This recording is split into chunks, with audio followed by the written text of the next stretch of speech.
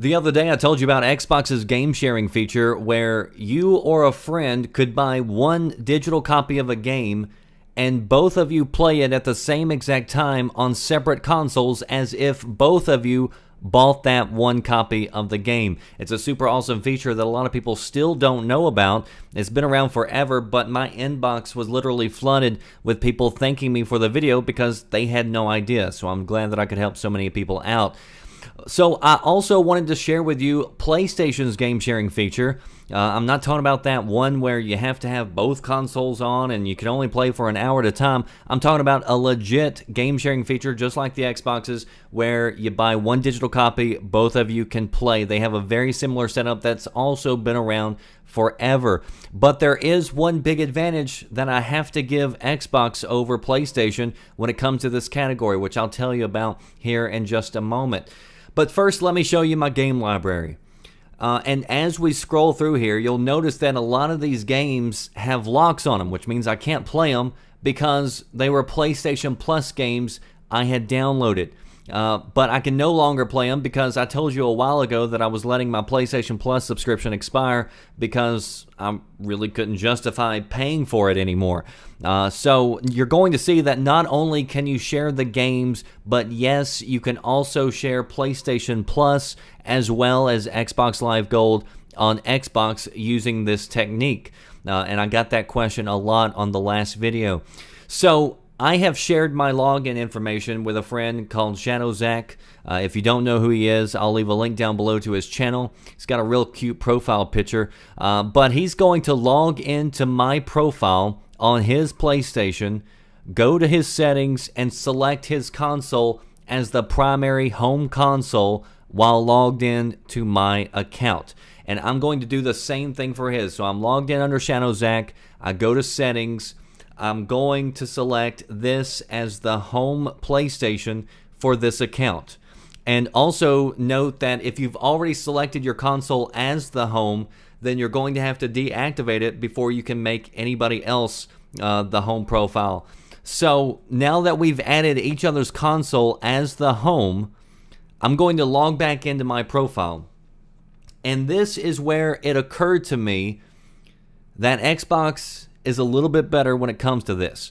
So whenever I pulled up my game library, I noticed that all of my games are now unlocked, which, you know, that's us sharing the PlayStation Plus. So since Zach is subscribed to PlayStation Plus and I'm not, I get to share that. So now all my games are unlocked because I'm sharing Zach's PlayStation Plus account.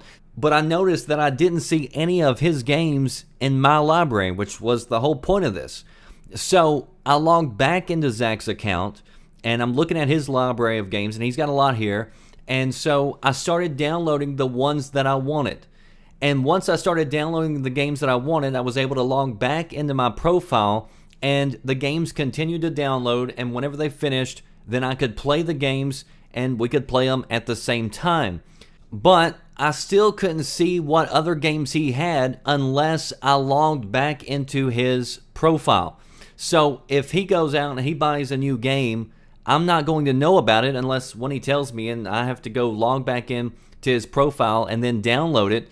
Or if I just log in, you know, randomly and go check his library to see if he's got any new games, which is kind of a bummer because on Xbox, once you link the accounts, I don't have to go keep on signing back in to the other person's account to go check it. It just shows you a list of games that are ready to install, which is really nice. And so I was talking to Red Bean today. He's the one that I shared with on Xbox. He told me that he had a guest account set up for his nephew today, and his nephew was going through downloading a ton of the games that I owned. And he never had to, you know, sign back into my profile in order to get those games. So that is one aspect that I really didn't care for the PlayStation 4 because, I mean, if somebody's checking your profile, it signs you out. So say I'm sitting there playing a game and Zach's wanting to see if I've got anything new, so he signs into my account, well, it's going to sign me out. So the nice thing about Xbox is you don't have to jump back and forth between profiles. It's just all there. But with PlayStation, the library is your personal library, so you have to log in to each one's account to see that personal library. But once you start downloading the games, then you can log back into your own personal profile and then enjoy them. So it's still a great feature to have. Again, the games need to be digital copies because digital copies come with 2 licenses.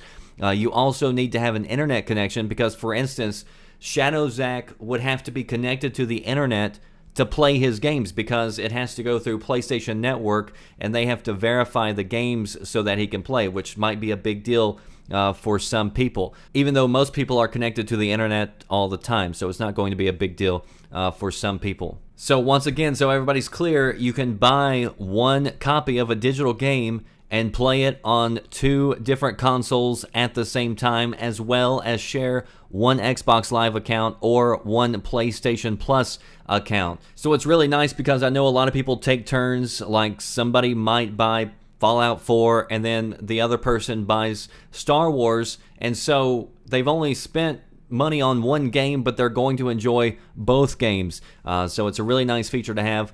Some have asked me why Sony and Microsoft wouldn't advertise this feature. Now, you can find these instructions on both their websites, so it's not like they're keeping it a secret, but it's also true that they don't go out actively promoting it. And the reason is, I mean, if you're a company, would you rather sell 2 copies of a game or just 1? Also, they're not going to promote sharing your login info between other people.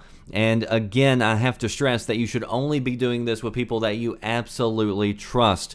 Both of these guys I have known for years, and so they're good friends. I do trust them, and so just be careful out there if you're going to try this. If you missed the Xbox sharing video, I'll link it down below so you can go check that out. Again, this is nothing new. It's been around forever. But with so many people out of the loop, I wanted to make sure that all my viewers are well informed and that you knew about it. And hopefully it helps some of you out. I'll see you next time. Thanks for watching. Are you listening? Damn.